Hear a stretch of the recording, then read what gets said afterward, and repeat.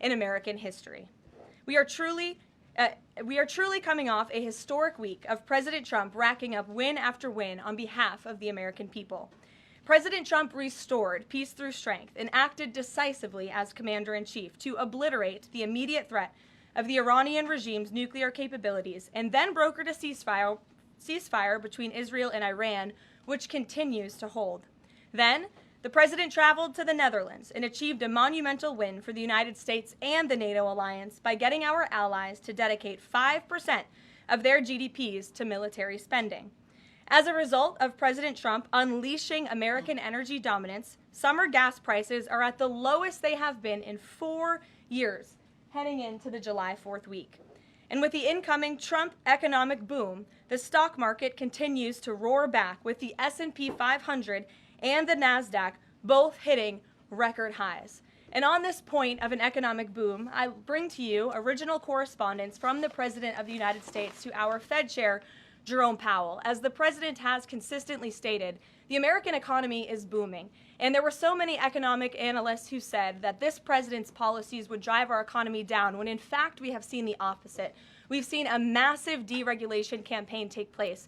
We've seen inflation completely diminished from where it was under the reckless spending and the bad policies of the previous incompetent administration. I would remind the Fed chair, and I would remind the entire world, that this is a president who was a businessman first, and he knows what he is doing. He has a proven economic formula that worked in his first term as president, and it is working again. The one problem that remains is high interest rates for the American people. The American people want to borrow money cheaply, and they should be able to do that. But unfortunately, we have interest rates that are still too high. So the president sent this note to the Fed chair today.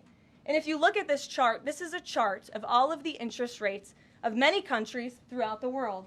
At the top is Switzerland. They're only paying 1/4 for interest rates. Cambodia, Japan, Denmark, Thailand, Botswana, Barbados, Taiwan, Bulgaria, Cuba, Sweden, Morocco, Cabo Verde, South Korea, Algeria, Canada, Albania, Libya, Malaysia, China, New Zealand, Trinidad and Tobago, Czechia, Bolivia, Australia, Costa Rica, the Bahamas, Kuwait, Papua New Guinea, Bosnia, United Kingdom, and the UAE are all paying lower interest rates than the United States of America, which has one of the hottest and strongest economies in the world. The president sent this note to the Fed chair.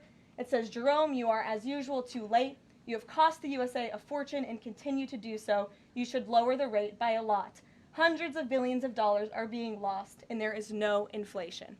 And the president is right. There is historically low inflation thanks to his policies. And we will continue to drive down the cost of living in this country for Americans. We will continue to deregulate. And it's also incredibly important that we pass this one big, beautiful bill, which is the largest tax cuts in American history.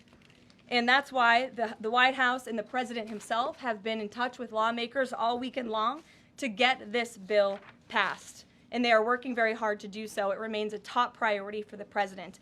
And this bill has exposed the clear differences between Republicans and Democrats in 2025.